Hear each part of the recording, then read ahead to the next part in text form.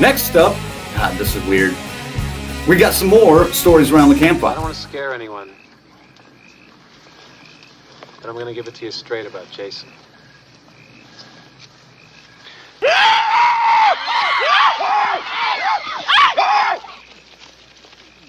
Hey, come back! Oh. I see. All right. Yes, we only have three of those. Well, we only have two of the stories around the campfire right now, but yes. Yeah, some. Next up for stories around the campfire, we're going to review one of the latest releases from Shudder, Violation.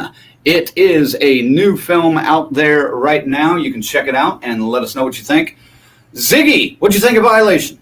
Wow, let me tell you about Violation. Now, this is the movie that you've been waiting for. It has everything you want to see in a horror movie. At least I hope it does, because I haven't seen it. I had to draw the line someplace. I was busy working all weekend long at a giant fundraiser. I'm the asshole on this one. I did not see Violation. Boys, go ahead. Wait a minute. Did you not get the memo that we were doing this? We'll do it live. Okay. We'll do it live! Fuck it! Do it live! Did you not get that memo? Did you not get the memo? All right, then. Ziggy ran out of time for this one, so this one's up to Colonel and me. Colonel, what did you think of this Violation? What did I think? Shit, it's going to be a hard one. No! I don't... You see what I did there? Yeah, I did. I don't know if anyone watching did. I don't know if they've seen the movie yet, but... Oh, fuck. All right. Let me get that pun out of there. This was a very boring movie. It had some good moments to it. Not giving too much away. I think the fucker didn't get enough of a punishment. I wish he would have got more, but hey, we got what we got. Even though I did see a little too much, but that's okay. I got it for the story, I guess. I mean, it's nothing I haven't seen in Lords of Salem. So, man, I'm like honest speechless trying to even think about what to say about this movie. It just was not good. I literally checked my phone like 1,000 times just to see how much time I had left. Like, time stood fucking still. Mm-hmm. And this movie just would not end. The fucking dialogue, I thought was terrible. It almost felt like it was over the top, to be over the top. The scene I kind of made Crank laugh with, it's like they just try to make it too over the top for over the top sake, I guess. I don't know. It could have been so much better. I didn't take it as over the top. I took it as they were trying to ground this. Like we talked about, Godzilla versus Kong had no reality. This one had a shit ton of reality in it. Dude, because I ain't going to say too much, but I mean, I'm not a fucking douchebag, but I've never been like that in a private setting, you know what I mean? Like, I don't know. It was just, it's hard to explain. Like, it made sense. It didn't gross me out. It was what it was. It just, you don't usually see that in horror films. If you guys know male nudity. So, again, it didn't bother me. It made sense for the story they were trying to tell. You got the flashbacks to the night things happen to the current time, this and that. And I really did feel sorry for the main character. Hey. Oh, a funny man. That's the matter with you. Fucking Crank over there flexing and shit. I can't even do this or be fucking serious. I'm trying. But anyways, I mean, I get it for the story, and I really did feel bad for the main character. In fact, her sister did not believe her, and it just kept, like, the barometer just kept going up and down, up and down, up and down. Like, it was just weird. All right, we're off the fucking rails. Well, what'd you expect from three guys when it comes to reviewing this kind of movie? I think the subject matter is very serious. That's why I'm trying to be very serious with this review. But this is and I had to find a way to entertain myself. I was like, why the fuck is he doing that so much? Like, did even animatronic? At this point, I was just like, what the hell? Did he even spit on his hand before he started? I mean, I didn't notice. I was like, is it really packing or is this fucking Marky Mark the fucking Boogie Nights? Or they just put a fucking extension on it or some shit. I was just like, what the fuck am I watching? All right, good God. Yeah. All right. Take a deep breath, Colonel. Just. All right. Anything else to add? The score, I thought, could have been great if this was a supernatural film. To me, the score just did not totally fit the movie, but it did a good job setting up the tension at times. At other times, it felt totally out of place. Yeah. God damn, that's how I wanted to do a serious review this whole time, Crank. Thanks. Even though I kind of started it. Sorry, I didn't mean to spring that on you or anything. To begin with, I will say, and there will be a couple of spoilers here probably, if you haven't figured it out yet. I was right with the prediction of a rape revenge fantasy without much fantasy to it. This was real shit. It didn't quite reach The Last House on the Left or I Spit on Your Grave standards. I saw somebody asking about a question about that. Not quite that kind of brutality level that I was looking for. Yes, there you go. But you could tell there was a lot of emotion that made this film for writer, director, and star Madeline Sims Fewer. She literally poured her heart into this project and the show. She's the key throughout this whole thing, and she does a fine job delivering a very strong performance while dealing with a very difficult topic. Again, I almost couldn't take my eyes off of her while she was on screen because I could feel her pain and anger in every scene. And I do want to touch on the realism in this film because it's so precise, it's almost uncomfortable. And no, fuck it, it is uncomfortable. It just is uncomfortable. There's a lot of, Patricia, violation is not slacks, is what you're saying. I actually like Violation a little bit better than Slacks, but that's just me. I hated Slacks. There's triggering scenes between the two sisters who have drifted apart. The depictions of the sexual violence are shot very well and not too graphic, really. I like that. I did appreciate that. Right. But the scenes of violence there are probably some of the most realistic I've ever seen. Have you ever seen, how do I say this without, like, Her Disposal? Have you ever seen something like that without it being almost cartoonish or too much? No, and that's, to me, that was like the highlight of the fucking film, especially when, say, we popped open the Capri Sun, and you just heard it dripping the entire scene. Like I said, it had its good moments. Now, let me ask you, in that scene, was that fake vomit, or do you think that was real? Man, I have a feeling she's one of these people who can make herself vomit on command, because that was too real. It wasn't, most movies they vomit just once and they're done. No, right. They kept fucking going. Yeah. Like, that was real. Yeah, I thought so too. I mentioned that to Ziggy. Yeah, I mentioned that to Ziggy. I thought that was one scene that looks like it literally inspired the actress Miriam to vomit because of its realism. Now, the method of her revenge, I thought was pretty deeply thought out and pretty original, which was another uncomfortable mix of frustrating and disturbing for me. But did you find that it worked for this film?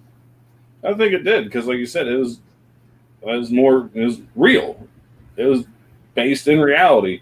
I mean, as much as, like I Spit on Your Grave or Last House on the Left, which I really don't, because there's two things that fucking bug me in horror movies, okay? I'll admit. One is rape. That really turns my fucking stomach. That is just such a disgusting fucking act. That really just, I don't like seeing that. And two, when it has to do with fucking babies. So, serving your film, fuck you. But fair enough. Yeah, so like I was already uneasy going into this movie after I kind of put two and two together fairly early on what we was going to get, because I was expecting a revenge movie. I did not read the synopsis. I just went in blind. And yeah, Man, I don't think I like this movie, but I appreciate the effort. Does that make sense? It makes perfect sense. Okay. I truly think my only negatives against Violation are kind of based on my perceptions as a man, to be honest with you. And, and the overabundance of male nudity. That bothers me, too. Yeah. I also... You could have. I didn't necessarily like all the extreme close-ups with the cinematography either. I get what they were going for in those moments, but it got to be overdone. Because there were multiple shots that showed just a few inches of somebody's head or their arm, and I was like, "Come on, give me more." There needs to be something more to this. But I see why they were doing that in a way, because I believe the movie was shot that way to make the audience as disoriented as Miriam is throughout the film. But it got to that point where it was irritating to watch. And I have a feeling this is another one of those movies I'm going to have to watch again at some point to fully appreciate. But I'm a little afraid to, But I do like the realism in the certain scenes that there are. Where she's enacting her revenge. So I think the fact that they got that makeup and special effects to work so well there, that's a task in and of itself. So, Colonel, what would you rate it? Ooh, this is a tough one. Like I said, they said they set out to make people feel uncomfortable, and that's exactly what they fucking did. I said the highlight definitely being the disposal.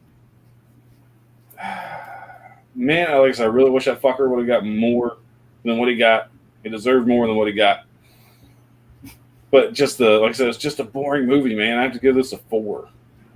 Like, I'm putting this down. I can't put it any lower than a 4 though, because to me it's too serious to rate too low. Like, it's, I don't know. Again, I'm uncomfortable fucking scoring this fucking movie. I'm like. All right, so I think Ziggy showed this a minute ago, but Purple Goth says Violation, she saw it, not her bag at all. Patricia says, so Violation, not slacks. Is that what you're saying? Yeah. Dave jumps on that and says she. Right. Dave jumps on that and says she is violated without slacks. Yeah, she is. Dave also says, yeah, I saw Last House on the Left, the remake, and it made me want to have a shower afterwards. Yes. He also adds, there was a bunch of 10, 11-year-old kids at the theater with their parents, something I will never forget. I'm thinking you parents are horrible. No shit. Yeah, no shit. I mean, hell, there's a remake of Last House on the Left. I mean, the original, that's a pretty graphic fucking rape scene, man. Right. Why would you take 10 and 11-year-olds there? BK says, too many wieners. Got it. No, not too many. Yeah, it's just one. It's just very prominent. It's not like a quick scene, like a quick flash, like Kevin Bacon in Wild Things. What made me fucking lose it? I shouldn't even laugh at this part. It was Dr. Manhattan from The Watchmen. All right, you got used to his blue dong by the end of the fucking film. At this point, I was used to it. It just, whatever. Again, it is male nudity. Who fucking cares? We all know what the fuck people have. Didn't bother me. But when he was like, right. Oh my God. I lost it. I was like, what the fuck? I've seen other movies stuff like this, and they weren't rape movies. Yeah, that got to me too. Purple Goth says, it was an art fart film festival winner. Definitely, but don't want to see it again, as it was more of a drama than a horror film. Yes, I could see that. Yeah. I'm just going to keep this simple. Colonel's rating was a 4. Mine, oh god damn it. My rating would be a 5 on this one. This one's a little bit better, in my opinion, than a 4. And BK says, one wiener, but too long. Understood. Got it. And right. Lorena says, Well, sounds like I need to watch Violation once. I'm gonna say shit. You guys are all painting such a banner picture for it. I'm like, yeah. I would not to watch it. I say if you want to watch it, watch it. I'm not going to recommend. It's not going to be a staff pick at Blockbuster. Let me just tell you that. Right. The one scene that we're talking about that is so real is worth, and it's a long scene. I think you would appreciate that. So, Violation, ladies and gentlemen, it is available on Shudder now, and you can check it out and let us know if we're just idiots and we don't know what the fuck we're talking about in the comments. We want to know. Let us know what you think. Woo! Glad I saw Unholy instead. You did pick the better one out of the litter. Shit.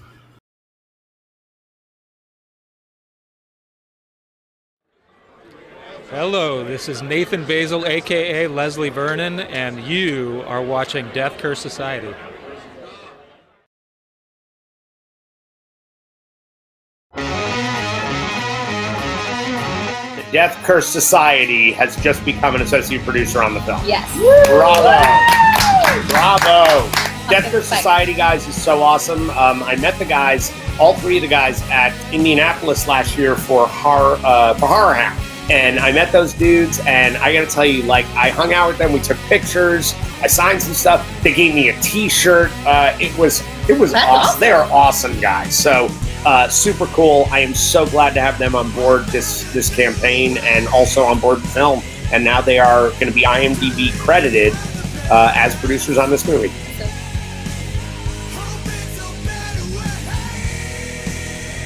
Hey, Zigzag here for Death Curse Society. If you enjoyed that video, please go ahead and subscribe and hit that notification bell. That's how you get these things served up right in front of you every time. And we've got more for you. Check them out right there. Maybe figure out what the fuck's wrong with us. I don't know. It's all right there at Death Curse Society. Click it and see for yourself.